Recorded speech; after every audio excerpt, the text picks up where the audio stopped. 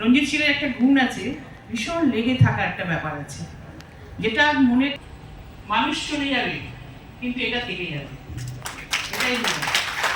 এবং সবাই যখন স্মরণ করবেন আমিও চলে যাব, কিন্তু যদি আমি কিছু করে যেতে পারি সেটাই হয়তো মানুষ একদিন মনে রাখবে। এইভাবেই বললাম কথাটা। সুতরাং কাজ থেকে যায়, কর্ম থেকে যায়। এই যে সুন্দর উন্নয়ন হচ্ছে এখানে বহু জায়গাতে, কলেজের উন্নয়ন, অডিটোরিয়ামটা নতুন করে এখানে করে দেওয়া মানুষের জন্য, এই এলাকার মানুষের জন্য, সেটা কম কথা না। আজকে সেটা লেগে থেকে থেকে ঠিক সকলের সাহায্য নিয়ে তিনিও আজকে উপস্থিত। এই মঞ্চে উপস্থিত আছেন শিক্ষামন্ত্রী ব্রাত্য বসু, যিনি আপনাদের উপস্থিত হয়েছেন মাননীয় মুখ্যমন্ত্রীর অনুরোধে। উপস্থিত আছেন আমাদের শশী পাজা, বক্তব্য রাখলেন। তিনিও সমস্ত দপ্তরের নিখুঁতভাবে কাজগুলো ঠিকঠাক হয়।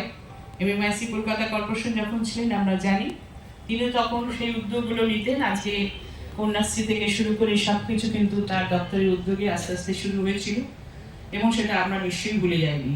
সবাই তারা উপস্থিত। দেবাশিস কুমার বিধায়ক, বিধানসভার ডেপুটি চিফ হুইপ, এবং এমএমআইসি কলকাতা কর্পোরেশন তিনি উপস্থিত আছেন। এই যোগ এখানে এসপি সাহেব আছেন, এবং এখানে আরো অনেক নেতৃবৃন্দ, আমাদের এমএলএ আছেন।